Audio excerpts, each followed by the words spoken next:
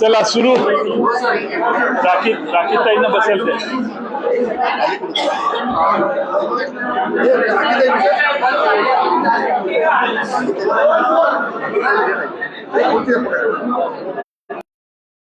राखी ताईंना पुढची द्या. सकाळी काही प्रश्न जे काही जे त्यांनी प्रश्न विचारले, आता काय प्रश्न विचारले, टाईप होणं, ते दुरुस्त करणं, लिहून ही प्रोसिजर चालते. आणि त्यामुळं त्या काळात शिवकालीन महाराष्ट्र हे पुस्तक माझं जवळपास निम्म वाचून झालेलं आहे. आणि व्यवस्थित ईडीच्या अधिकाऱ्यांनी देखील चांगली मला वागणूक दिली. कोणती तक्रार करण्याची काही आवश्यकता नाही. आणि त्यांनी त्या प्रोसिजरला वेळ लागतो आणि त्यामुळे तो तेवढा कालावधी जातो असं मला वाटतं. लोक महाराष्ट्रातली फार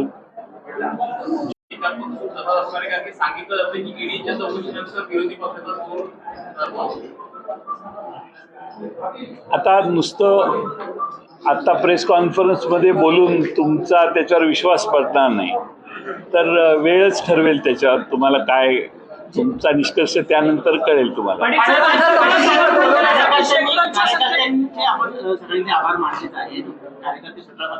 मी मीडियाचे देखील आभार मानतो. तुम्ही सगळे घामाने ओथंबून गेलेले आहात आणि तुम्हीही सकाळी 10, 9, 8 वाजल्यापासून सतत या ठिकाणी पूर्ण इथं गोळा झालेले महाराष्ट्रातून आलेले कार्यकर्ते आणि माझी होणारी ही चौकशी याबद्दल तुम्ही बरेच कष्ट घेतले.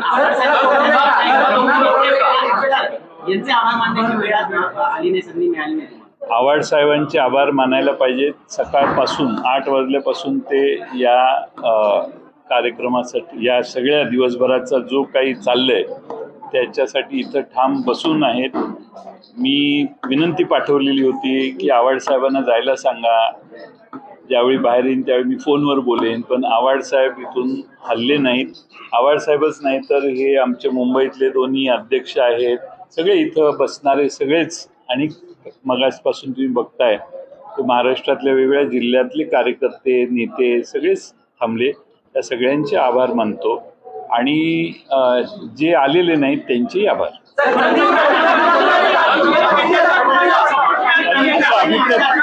अभिप्रेत नव्हतं.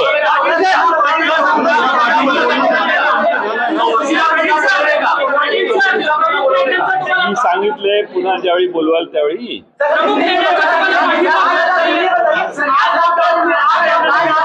पहिला मराठी में इसका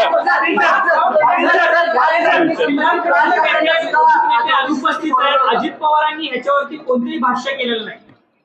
असं आहे की प्रमुख नेत्यांची स्वतःची काही कामं असतात, ते कामच्या पक्षकार्यात गुंतलेले असतात. ते पक्षकार्यात गुंतलेले सगळ्यांनी आपलं काम सोडून इथं मुंबईत यावं. आणि सगळ्यांना माहिती आहे की जयंत पाटील स्वच्छ आहे, तो चौकशी झाल्यानंतर परत बाहेर येणार आहे याची खात्री असल्यामुळे आणि त्या सगळ्यांचा माझ्यावर विश्वास असल्यामुळे ते आज उपस्थित राहिले.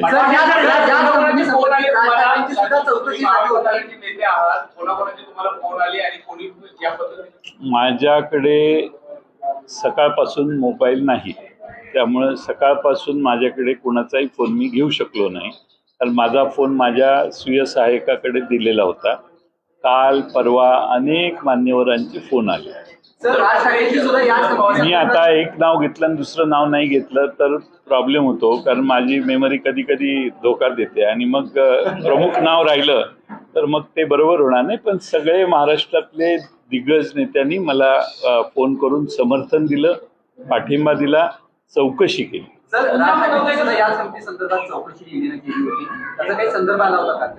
नाही, त्याचा काय संबंध नाही आला.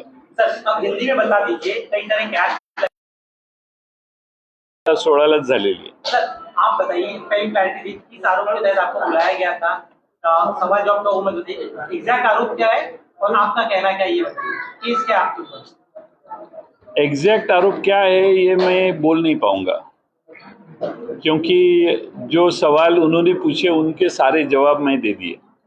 अब जहाँ तक ILFS का सवाल है, पूरे ज़िंदगी में मेरा IL&FS के साथ कभी भी ताल्लुक़ आया नहीं। उनके किसी भी एजेंसी, एजेंट, किसी के साथ ताल्लुक़ मेरे आया नहीं। मेरे अकाउंट में किसी के पैसे आए नहीं, न मैंने किसी को पैसे दिए। मेरी काम करने की कार्यपद्धति बहुत क्लीन है। मैं किसी के पास से पैसे लिए नहीं है, कोई लेन देन नहीं है। मनी लॉन्ड्रिंग का केस बन नहीं सकता क्योंकि ऐसे काम मैंने कभी किए नहीं। सर आपसे दरअसल विषय की कई सारे कयास लगाए जा रहे हैं, पूरी क्लैरिटी आप दे दीजिए एग्जैक्ट आप किस मामले में बुलाए, कम से मुंह बताइए, क्योंकि हर कोई अपने अपने अलग अलग बात कर, आप ही बता दीजिए। मैं बार बार ये कहता हूँ कि एग्जैक्ट मामला जो है ये मैं बता नहीं पाऊंगा, क्योंकि वैसे सवालात जो मेरे सामने रखे गए उसमें आप जो कह रहे हैं उसमें से कोई बात नहीं। कोहिनूर CPNL का मामले से जुड़ा हुआ केस है ये? मालूम नहीं, मेरे रोड कॉन्ट्रैक्टर से जुड़ा हुआ मामला है कि पैसे मालूम नहीं, मेरी कंपनी को पैसे नहीं मिले किसी के नहीं है ना, ये तो प्रॉब्लम है मेरा। लंबा सवाल होगा, अभी देखिए सर क्लैरिटी देखिए, बहुत सारे फिलर्स आ रहे हैं, अगर आपकी अपनी तरफ से बता दें तो बेहतर होगा। कम से कम आप फिलर्स जो है, जो आपको बताना है वो बताओ। मैं ईडी के जो अधिकारी है उन्होंने मुझे जो सवालात किए उसका पूरी तरह से उनका सेटिस्फैक्शन मैं कर चुका हूँ। और मेरे अकाउंट में किसी के पैसे कभी आए नहीं, ये भी मैंने बताया। मेरे अकाउंट से किसी को पैसे गए नहीं। IL&FS के साथ तो मेरा ज़िंदगी में कभी लेन देन हुआ नहीं, कोई मेरा संबंध नहीं है। और मेरी पूरी हिस्ट्री अगर आप बताएंगे, उन्होंने कुछ जो भी सवाल पूछे वो सारे सवाल मैं पूरा उनका सेटिस्फैक्शन कर चुका हूँ। सर जब आप गृह मंत्री थे उस दौरान कुछ लेन देन हुए, कमीशन के पैसे गए, इस तरह की चर्चा सुबह से रही, क्या इस संदर्भ में कुछ आप अरे स्टोरी अच्छी तो स्टोरी चलाओ, जो जिस पे दम नहीं हो क्यों स्टोरी चलाता है। क्या मानते हैं गृह मंत्री का और उसका कोई संबंध ही नहीं है। और मेरे अकाउंट में कोई, आप जिस तरह से सवाल पूछते हैं, आपकी जो इन्फॉर्मेशन है वो गलत है और बेबुनियादी है। बेबुनियादी मतलब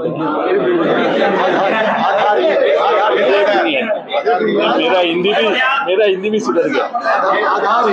पहले ऐसे नेता है जो ईडी की लॉन्ड्रिंग इंक्वायरी के बाद आके बाकायदा एक प्रेस कॉन्फ्रेंस अपनी पार्टी के अंदर कर रहे हैं। ईडी का दफ्तर कैसा लगा, कितनी कब चाय पी? ईडी के अधिकारी जिस अधिकारी थे उन्होंने मेरी अच्छी तरह से अवगत की और उन्होंने जो भी सवाल पूछे उनका भी मैंने समाधान किया। ईडी के ऑफिस में बहुत कम जगह है, कंजेस्टेड है ईडी का ऑफिस। और लेकिन ईडी के जो अधिकारी मुझे बात की है वो तो उन्होंने सीधे अच्छे जो सज्जन थे।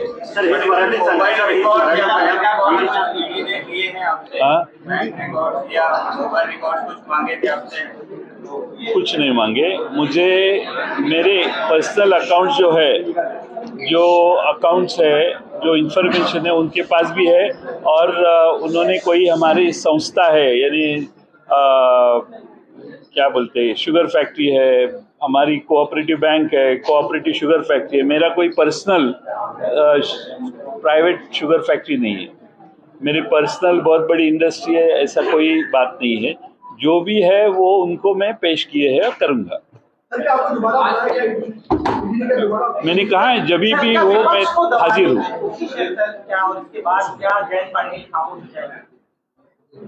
अब ये आने वाला वक्त ही आपको बता पाएगा, क्योंकि आज मैं कुछ भी कहा तो आप और देखने वाले तो विश्वास तब रखेंगे जब मेरा बिहेवियर उनके सामने आएगा। मुझे कोई दबाव उन्होंने नहीं किया और कोई दबाव की बात भी नहीं की।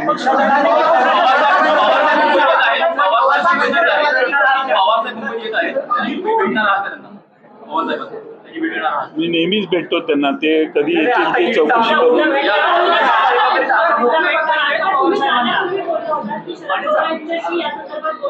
नाही हो.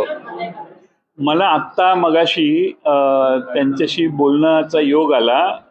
त्यांनी फक्त चौकशी करत होते ते श्रीयुत शिवाजीराव गर्जेंच्याकडे की मी पक्ष कार्यालयात आहे का, घरी गेलो. तर त्यावेळी मी फोन घेऊन सांगितलं मी आता इथून घरी जाणार आहे. ते प्रवासात आहेत, एवढीच चर्चा झाली, बाकी काही चर्चा नाही. ते ज्यावेळी येतील मुंबईला त्यावेळी भेटायला जाणार आहे. सकाळी अजित पवार कार्यालयात येणार आहेत तेव्हा तुम्ही त्यांची भेट घेणार आहात का? काही चर्चा सकाळी करणार असेल? नाही, मला असं वाटतं की ज्यावेळी त्यांची मी सकाळी तर मी येणार नाही आहे, पण ज्यावेळी त्यांची भेट होईल त्यावेळी भेट होईलच. आज कार्यकर्ता मुंबई में बहुत संगठित संख्या में आए थे, लेकिन आपके पार्टी जो एमएलए बोल रहा है नहीं दिखाई देंगे। ऐसा है कि एमएलए और किसी को भी मुंबई में आने के लिए नहीं कहा था. मैंने ट्वीट भी किया था. मैंने ट्वीट करके कहा था कि मैं सिर्फ इंक्वायरी को जा रहा हूँ, आप न आए तो बेहतर. ऐसा मैंने, आप मेरा ट्वीट पढ़िए तो हमारे एमएलए ट्विटर पे रहते काफ़ी, तो शायद बहुत 1-2-4 एमएलए तो वापस इस तरफ आ रहे थे तो वापस चले गए. उन्होंने पूछा फ़ोन करके क्या, तो बोला नहीं, कोई आने की ज़रूरत नहीं. 9 घंटे का लंबा समय क्यों लगा है सर? मैं उनको कह रहा था कि आप सब नीचे बैठे हैं और प्रेस इतनी बहुत तादाद पे है, तो जल्द से जल्द जितना हो गया. तो लेकिन टाइपिंग जो होता है वो हर क्वेश्चन का टाइपिंग होता है, लिखित स्वरूप से स्टेटमेंट दिया जाता है, और इसलिए वो प्रोसीजर होती है तो लंबा तो चलता ही है. सर, आपको कोर्ट करते हुए मैं सवाल पूछता हूँ कि ईडी की 9 घंटे की पूछताछ चली, जयंत पाटिल कितनी बार इस दौरान घबराए? एक बार भी नहीं. घबराने का सवाल नहीं है, क्योंकि मेरा दामन साफ है. हाँ? दामन साफ है, और मुझे लगता है कि कोई घबराने की कोई आवश्यकता भी नहीं है, और उन्होंने भी मुझे घबराया नहीं. सर क्या क्लीन चिट दे दी है? क्या कुछ क्लैरिटी दी है आपको? दोबारा नहीं आना होगा आप तो अब देखो, मैं अकेला ही बोलने लगा तो दूसरी साइड आपके सामने आनी चाहिए, तो आप, मुझे बेहतर होगा कि आप दूसरी साइड पूछे आगे के सवाल. एक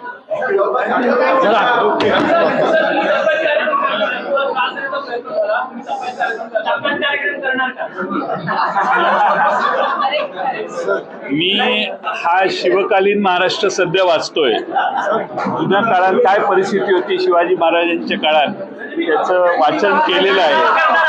जांच के बाद दूध का दूध, पानी का पानी हो जाएगा. आणि कसं आहे की मला पूर्ण खात्री आहे की कोणत्याही चुकीच्या गोष्टी मी केलेल्या नाहीत. ज्यावेळी चौकशी पूर्ण होईल त्यावेळी स्पष्टच होईल सगळं. सर, संजय राऊत म्हणतात की 2024ला जर सरकार आलं तर आमच्याकडे बाकीच्या नेत्यांची ईडीची लिस्ट आहे, काय सांगाल यावर? नाही, असं आहे की त्या बाबतीत पुढं 2024ला काय बोलणार, आपण काय करणार याच्याविषयी मी आज कोणतंही मत व्यक्त करणार नाही. राष्ट्रवादी काँग्रेस पक्ष महाराष्ट्रामध्ये वाढवणे आणि ताकदीने महाराष्ट्रात राष्ट्रवादी काँग्रेस समर्थपणाने अधिक ताकदीने वाढवणे, शरद पवार साहेबांच्या नेतृत्वाखाली हे काम आणि व्रत आम्ही सगळ्यांनी स्वीकारलेलं आहे आणि ठामपणाने ते काम आम्ही करत राहू. 2024च्या निर्णयाची किंवा त्यावेळच्या निवडणुकांची आज काळजी करण्याची आम्ही चालतो, काम करूनच दाखवू असं आम्ही सगळे ठरवतो.